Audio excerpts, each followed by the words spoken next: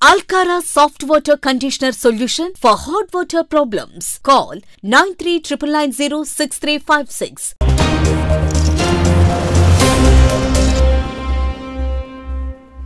రాజకీయాల్లో ఎప్పటికప్పుడు యూటర్న్ తీసుకుంటూ సమయానుకూలంగా తన వైఖరిని మార్చుకుంటూ పొత్తుల్ని మార్చుకుంటూ స్నేహితులు మార్చుకుంటూ రకరకాలుగా వ్యవహరిస్తున్న తెలుగుదేశం పార్టీ అధ్యక్షుడు చంద్రబాబు నాయుడుకు పోటీగా ఇప్పుడు మరొక నాయకుడు తయారయ్యాడు. ఎవరు ఆ నాయకుడు అనేది మీ అందరికీ డౌట్ రావచ్చు. ఆ నాయకుడి పేరు పవన్ కళ్యాణ్ గారు.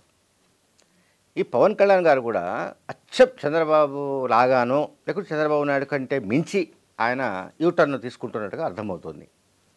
2018లో ఆయన మాట్లాడింది ఏమిటి, 2019లో మాట్లాడింది ఏమిటి, 2023లో మాట్లాడింది ఏమిటి, 2024లో మాట్లాడుతుంది ఏమిటి, రకరకాలుగా ఆయన తన మాటను తానే ఉపసంహరించుకుంటున్నట్టు భావించాలా, లేక అందుకు భిన్నంగా మాట్లాడడాన్ని ఎట్లా అర్థం చేసుకోవాలి? సో 2014లో అయితే చంద్రబాబు నాయుడును తిట్టని తిట్టు లేదు, అట్లాగే లోకేష్ను తిట్టని తిట్టు లేదు. అంటే వాళ్ళు ఏ రకంగా అవినీతికి పాల్పడుతున్నారు, ఏ రకంగా ఆంధ్రప్రదేశ్ను కొల్లగొడుతున్నారు ఏమిటనేది ఆయన చాలా విషయాలు మాట్లాడుతూ వచ్చాడు. ఆ తర్వాత మళ్ళీ 2018లో ఆయన అమరావతి గురించి మాట్లాడాడు. అమరావతి అనేది అందరిది కాదు, కొందరిది మాత్రమే అంటూ ఆయన కమ్మ సామాజిక వర్గానికి వ్యతిరేకంగా పరోక్షంగా చాలా విషయాలు మాట్లాడాడు. కొన్ని సందర్భాల్లో నేరుగా కూడా అటాక్ చేశాడు. సో కాపు సామాజిక వర్గానికి, కమ్మ సామాజిక వర్గానికి ఆంధ్రప్రదేశ్లో బొత్తిగా పుసకదన సంగతి మనకు తెలుసు. అయితే ఇప్పుడు ఆ రెండు కత్తులు ఒక ఊరలో ఎట్లా ఇముడుతాయనేది ఒక ప్రశ్న. ఇప్పుడు పవన్ కళ్యాణ్, చంద్రబాబు నాయుడు ఇద్దరు పొత్తులు పెట్టుకుని ఎలక్షన్లో పోటీ చేయబోతున్నారు కనుక ఈ రెండు సెక్షన్స్ మధ్య ఉన్న గ్యాప్ మామూలు గ్యాప్ కాదు. సరే, వాటిని ఎట్లా వాళ్ళు కోఆర్డినేట్ చేస్తారు, లేకపోతే ఏ రకంగా వాళ్ళు కలిసి పనిచేస్తారు, ఓట్ల బదిలీ ఎట్లా అవుతుంది ఏంటి అనేది అది మళ్ళీ కొద్ది రోజుల తర్వాత మళ్ళీ మనం మాట్లాడుకోవచ్చు. అంటే దానికి సంబంధించిన సబ్జెక్టు వేరు. ఇప్పుడు నేను చెప్తున్నది ఏమిటంటే, చంద్రబాబు నాయుడు గారు 40 ఏళ్ల రాజకీయ జీవితంలో ఎన్ని పార్టీలతో పొత్తులు పెట్టుకున్నారో, ఎన్ని విధాలుగా ఎన్ని సందర్భాల్లో ఆయన యూటర్న్ తీసుకున్నాడో అంతకంటే మించి పవన్ కళ్యాణ్ గారు యూటర్న్ తీసుకుంటున్నట్టుగా కనబడుతుంది. అనేక సందర్భాలు, ఈవెన్ వాలంటీర్స్ గురించి తీసుకుందాం. రీసెంట్గా 2023 ఐ థింక్ జూలై 10 నాడు అనుకుంటా ఆయన ఒక కామెంట్ చేశాడు. ఆ కామెంట్ చాలా తీవ్రమైన వివాదమైంది. అంటే వివాదాస్పదమైన కామెంట్స్ చేశాడు ఆయన, ఆరోపణలు చేశాడు. వాలంటీర్ల వ్యవస్థ కారణంగానే మహిళలు అదృశ్యమైపోతున్నారు, లేకుంటే ఇంకేవో రకరకాలుగా, అంటే వీళ్ళ కారణంగా మొత్తం శాంతి భద్రతలు దెబ్బతింటున్నాయని, లేకుంటే వాలంటీర్ల వ్యవస్థ అంతా కూడా కలుషితం అయిపోయిందని, వాలంటీర్ల వ్యవస్థను అడ్డుపెట్టుకొని కొన్ని విద్రోహ శక్తులు విజృంభిస్తున్నాయని రకరకాల ఆరోపణలు చేశారు. సరే, చాలా వివాదాస్పదమైంది. మళ్ళీ కొద్ది రోజులకే జనసేన పార్టీ వాలంటీర్ల వ్యవస్థ పైన కోర్టుకు వెళ్తుందని కూడా ఆయన అన్నాడు. అక్కడి నుంచి సీన్ కట్ చేస్తే మొన్న 2 రోజుల క్రితం ఆయన మాట్లాడింది ఏమిటంటే, వాలంటీర్ల వ్యవస్థను నేను తప్పుపట్టడం లేదు. వాలంటీర్ల ద్వారా సేకరిస్తున్న సమాచారం అది విద్రోహ శక్తుల చేతిలో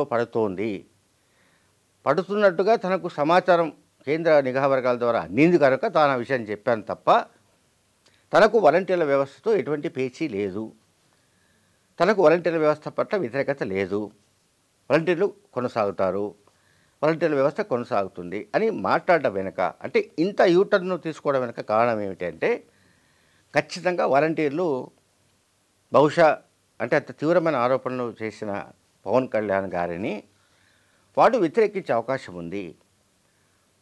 వాళ్ళు అంటే వాలంటీర్లుగా పనిచేస్తున్న వాళ్ళు ఏ జిల్లాలో ఉన్నా, ఏ నియోజకవర్గంలో ఉన్నా వాళ్ళు ఖచ్చితంగా జనసేన పార్టీని ఓడించడానికి ప్రయత్నించే అవకాశం ఉన్నట్టుగా పవన్ కళ్యాణ్ గారికి ఏదో ఉప్పందింది.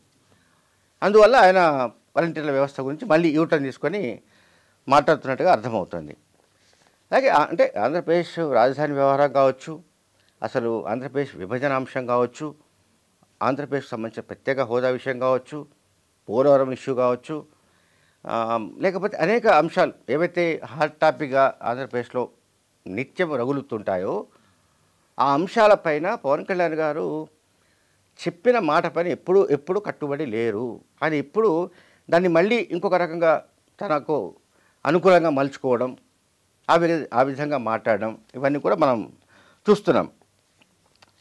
కనుక ఇక్కడ ఏంటంటే నేను చెప్పాల్సుకుంది ఏంటంటే, ఏ రాజకీయ పార్టీ నాయకుడైనా సరే ఒక మాట చెప్పినప్పుడు దానిపైన కట్టుబడి ఉండడం అనేది ప్రాథమికంగా విశ్వసనీయతకు సంబంధించిన ప్రధానమైన అంశం.